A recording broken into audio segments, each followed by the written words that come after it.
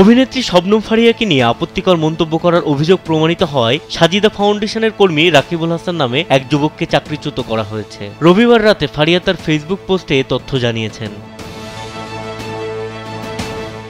রাকিবুলের চাকরিচ্যুতির খবর ফারিয়াকে ইমেইলের মাধ্যমে জানিয়েছে বেসরকারি প্রতিষ্ঠানটি। নিজের ফেসবুক পোস্টেই মেইলটি শেয়ার করেছেন এই অভিনেত্রী। স্ক্রিনশট শেয়ার করে শবনম ফারিয়া লেখেন, আমি খুবই কৃতজ্ঞ, বিষয়টিকে তারা খুব গুরুত্বের সঙ্গে নিয়েছেন। কিভাবে প্রতিটি প্রতিষ্ঠান নারীর বিরুদ্ধে সহিংসতা প্রতিরোধে ভূমিকা রাখতে পারে, প্রতিষ্ঠানটি সেই উদাহরণ তৈরি করেছে।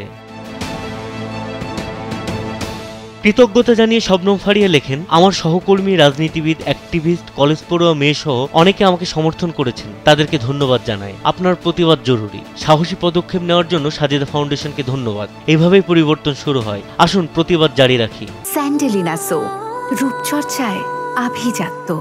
কয়েকদিন আগে সোশ্যাল মিডিয়ায় ছড়িয়ে পড়ে কয়েকটি ভিডিও ক্লিপ। তাতে জাতীয় দলের ক্রিকেটারদের সঙ্গে খুনসুটিতে মেতে উঠতে দেখা যায় ফারিয়াকে। এর মধ্যে একটি ক্লিপে অভিনেত্রী শবনম ফারিয়াকে হাসতে হাসতে বলতে শোনা যায়, আমি তাসকিনের পাশে দাঁড়াবো না, আমাকে খাটো লাগবে, তামিম ভাইয়া তুমি আসো। শবনম ফারিয়া সেই ভিডিও কমেন্ট বক্সে আপত্তিকর মন্তব্য করেন রাকিবুল হাসান। এ নিয়ে ক্ষুব্ধ হয়ে ফারিয়া পোস্ট করেছিলেন, যা আলোচনায় আসে সামাজিক মাধ্যম ও গণমাধ্যমে। বিনোদন ডেস্ক, কালবেলা।